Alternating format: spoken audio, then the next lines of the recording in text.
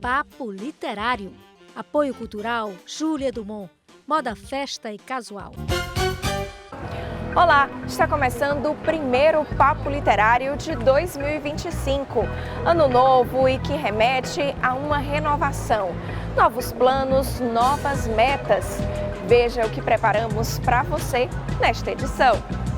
Vamos mostrar o livro Judicialização da Saúde, análise crítica sobre a decisão judicial no fornecimento de medicamentos de alto custo pelo SUS 2024, de autoria do juiz de direito e presidente da Associação Cearense de Magistrado, Hercy Alencar.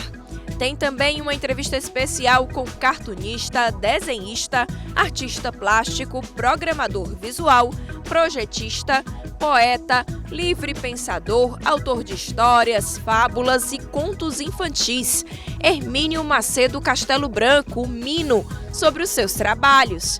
E ainda o livro Cláudio Aguiar, Vida e Obra Literária, em homenagem aos 80 anos do escritor cearense pernambucano Cláudio Aguiar, obra que foi organizada pelo cineasta Rosenberg Cariri. Tudo isso e muito mais agora no Papo Literário.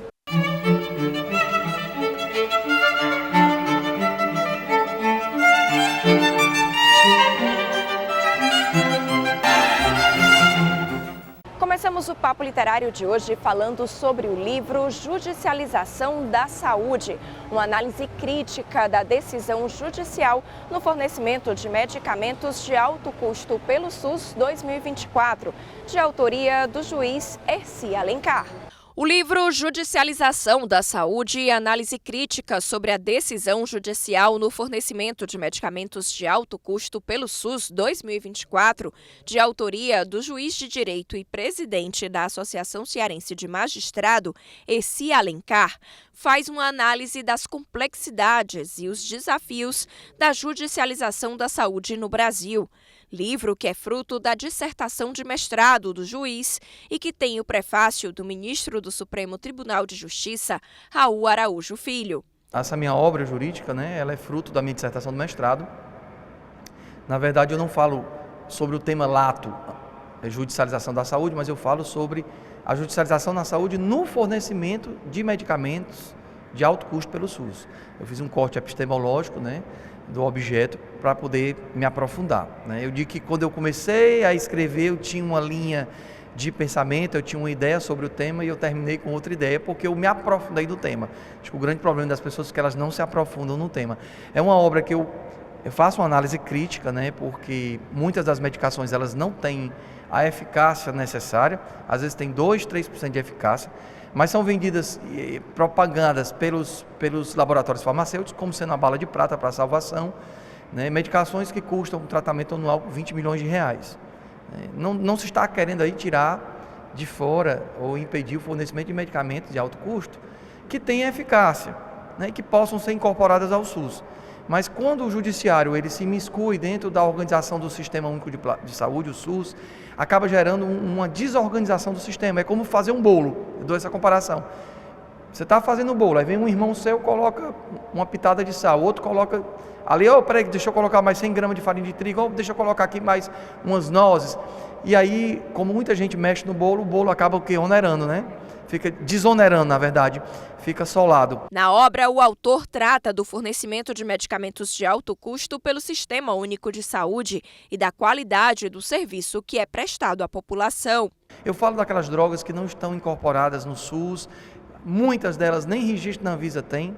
O que é que os laboratórios muitas vezes fazem?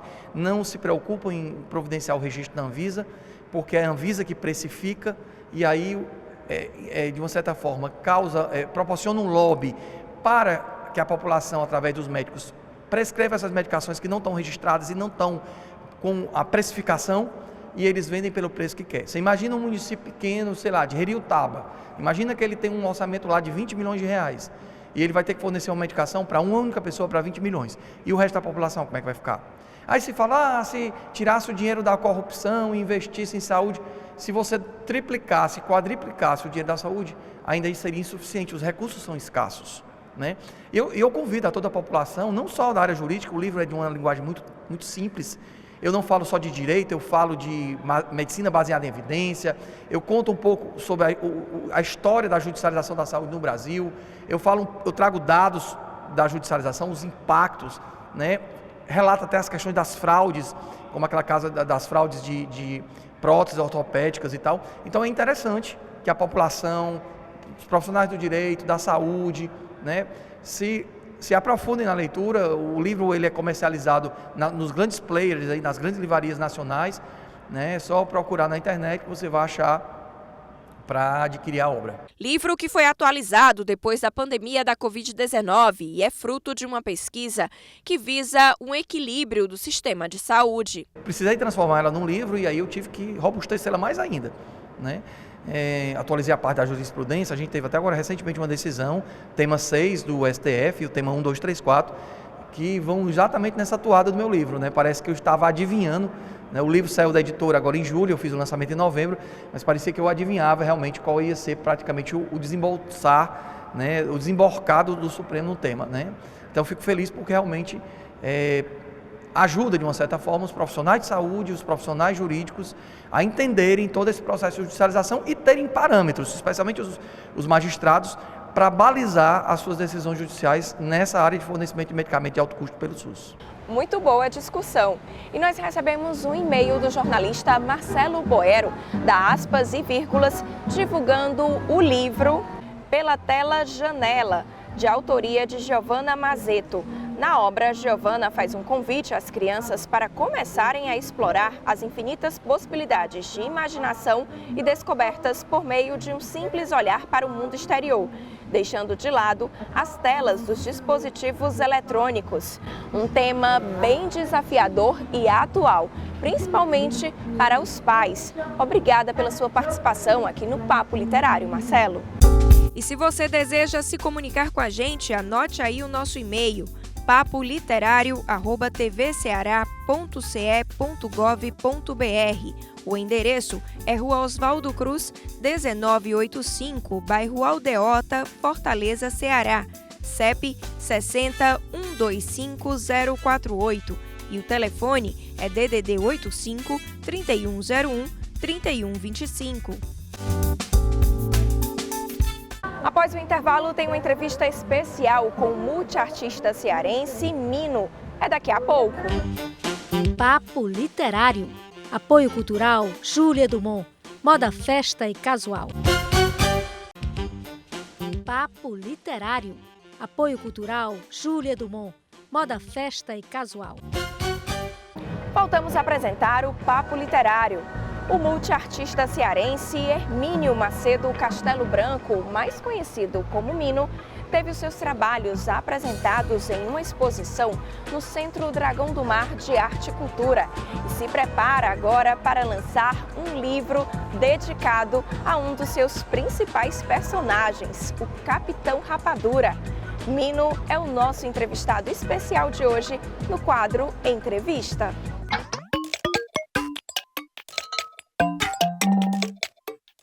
E eu já estou aqui com ele, Hermínio Macedo Castelo Branco, conhecido por muita gente carinhosamente como Mino, né? Um apelido de infância que levou aí ele por toda essa trajetória de vida.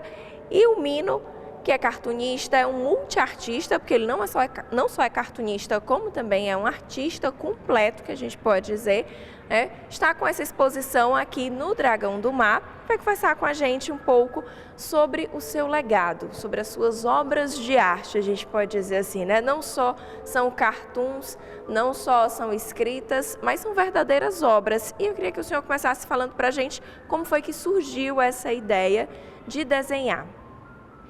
Foi ideia, foi uma coisa que veio comigo no berço, sabe?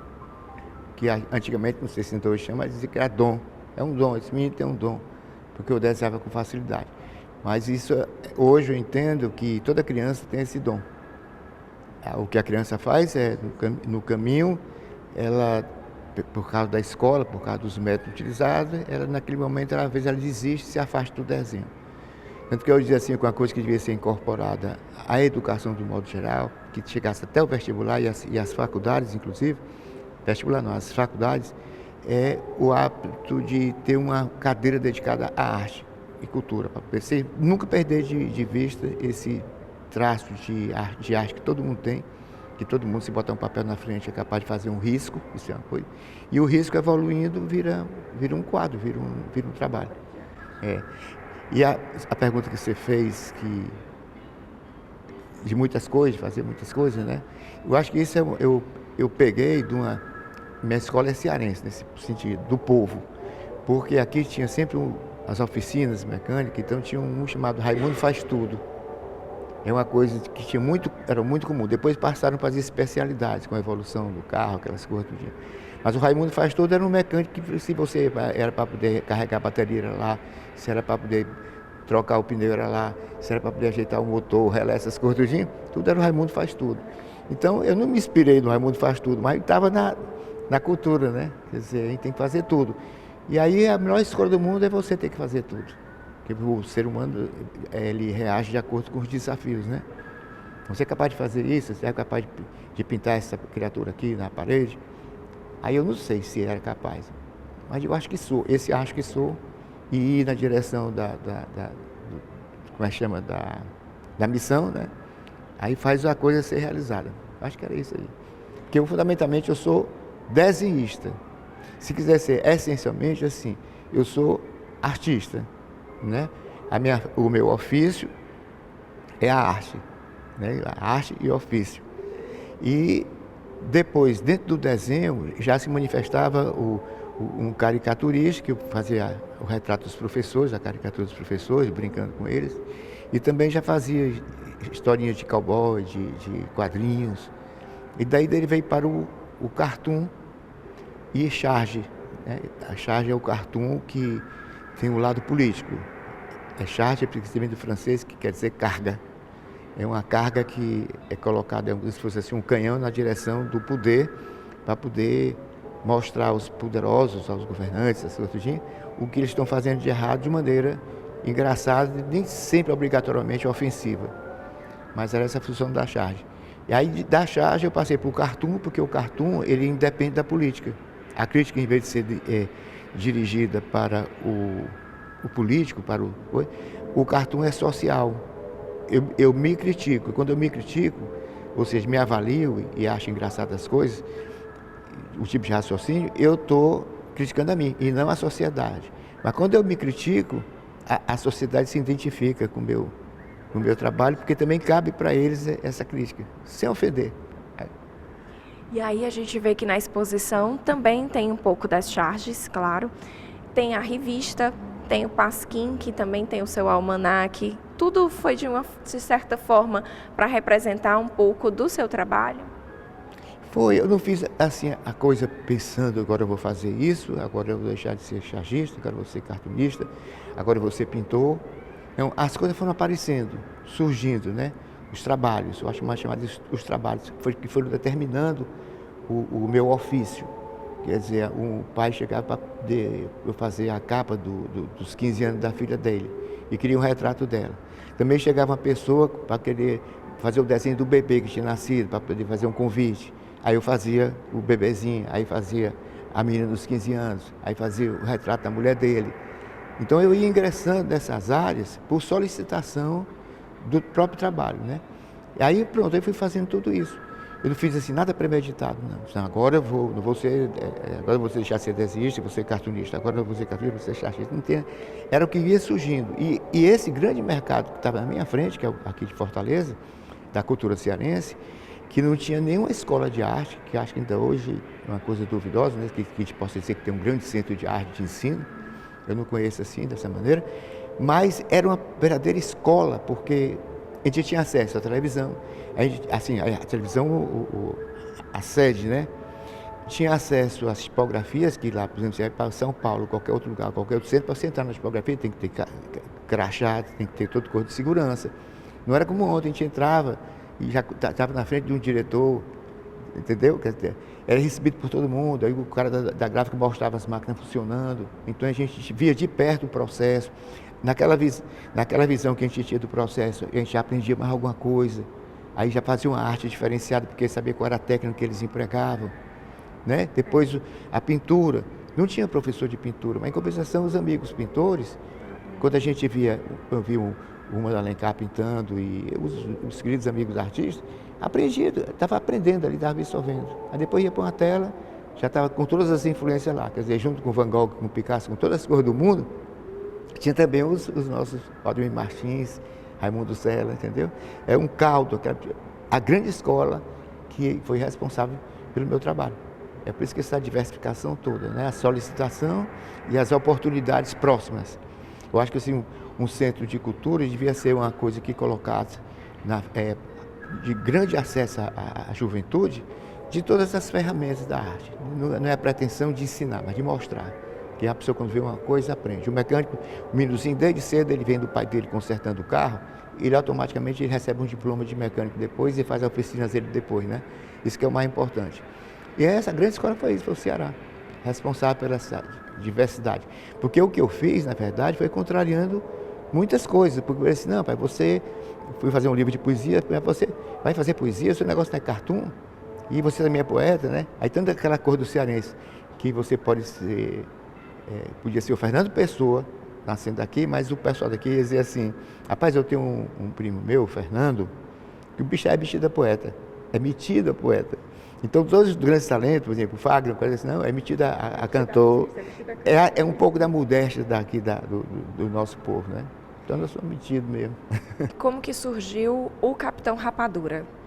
É uma das suas obras assim bem marcantes, as pessoas lembram bastante, principalmente o pessoal diz assim, os mais antigos e os mais jovens, né, que acabam conhecendo. Mas o que marca o Capitão Rapadura na sua profissão, e ele deixa também esse legado, tanto que o senhor às vezes é chamado não só de Mino, mas o pai do Capitão Rapadura. O Capitão Rapadura foi uma coisa, acho que foi o maior fenômeno que aconteceu comigo, nasci na parte de arte, foi ele. Que ele revela todas as influências que eu tive dos quadrinhos de antigamente, que eu lia muito, o Mickey, o Pato Donald, as histórias de cowboy, essas coisas todas. E eu queria ter um personagem, né? E fui atrás desse personagem, eu não sei como surgiu o nome dele, certo? Eu sei que de repente era Capitão Rapadura, e eu estava só desenhando para mim, eu guardava na gaveta. Um dia ele foi crescendo dentro da gaveta. Quando eu vi, era um personagem já que podia dizer um bocado de coisa. Daí até o ponto em que eu conscientizei que já estava com um personagem, fruto e resultado de muitas influências, aí eu vi a importância de ter nascido aqui no Ceará, que eu considero assim como se fosse a esquina do Brasil, diante do exterior. A gente recebe todas as influências de fora, recebe todas as influências da própria terra, né? De um lado e de outro. Então é um caldo. O Capitão Rapadura, se você for ver, ele é a mistura de Mickey com Poçante, com o Super-Homem de qualquer maneira, o Popeye, com toda essa velha guarda de coisas que ele estava dentro de mim. E aí ele surgiu como um personagem mais aperfeiçoado. Ele, ao invés de ser só engraçado, ele é reflexivo, ele conversa com as pessoas, ele é igual às pessoas. O superpoder deles, o único superpoder que ele tem é voar, que é a própria ficção, é o poder dele. Mas ele se examina como personagem, ele se questiona quem sou eu. Tem um quadrinho dele chamado Existencial. Olha se isso é título de quadrinho para criança, né? E, no entanto, as crianças absorvem, porque elas entendem facilmente que o existencial, o drama humano do existencial é saber o que é, quem é e o que está fazendo aqui. E ele questiona isso nos quadrinhos dele. E tem os conselheiros, que são os outros personagens circundantes, como, por exemplo, o Punaré, que é um ratinho, que é o companheiro dele, que questiona muito ele. O que é que você está pensando? Então faz perguntas embaraçosas para ele, sabe? Qual o sentido da vida, Capitão Rapadura?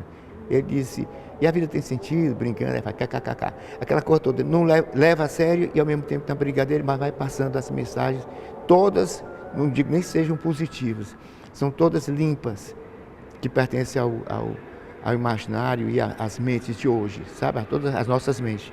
Diante de uma sociedade que está se desenvolvendo e crescendo de uma maneira ordenada e desordenada, a mesma coisa, né? E nós estamos precisando de pessoas que pensem na vida, ou seja, que sejam filósofos. E eu acho que o filósofo, eu não encontro amigo para discutir filosofia. Olha para um lado, para o outro, nem nos bares, nem nos encontros, não tem. A pessoa está discutindo político, discutindo algumas coisas desse tipo, de trabalho, aquela coisa toda, mas ninguém fala sobre filosofia. Ninguém pergunta essas coisas. E então, o Capitão Rapadura, eu converso com ele. Na hora que eu estou fazendo as histórias, estou me projetando, estou me imaginando meus amigos recebendo a informação lá depois. Então, ele vai agora, eu estou lançando um livro dele, chamado Capitão Rapadura, o herói que tudo atura. É um livro que mostra quem ele é, como ele foi feito, qual é a missão dele, sabe? Então é muito interessante, realmente... Tem 40 personagens que circundam ele, coadjuvantes, né? Que são todos de maneiras assim, filosófica, educativa, todos eles são questionadores. Aí você pergunta, onde é que eu vi pegar o questionamento e colocar em quadrinho? Poesia em quadrinho, porque tem um poeta, tem um personagem que é um poeta chamado Raimundo, que é baseado naquele negócio, se eu fosse Raimundo, meu nome seria uma rima, né, com o mundo, não sei se é Mundo Bandeira, alguma coisa assim.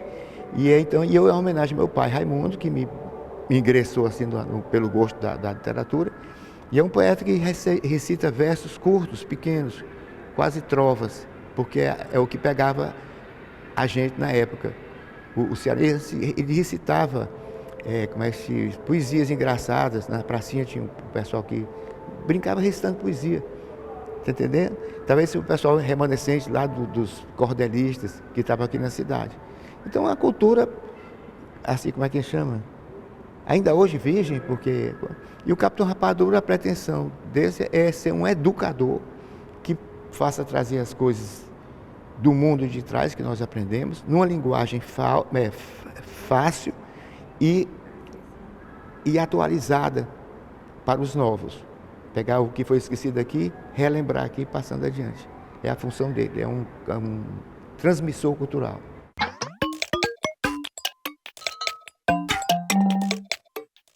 A gente faz uma rápida pausa para o intervalo, porque já já a gente volta com uma outra entrevista com o artista cearense, escritor, radicado em Pernambuco, Cláudio Aguiar.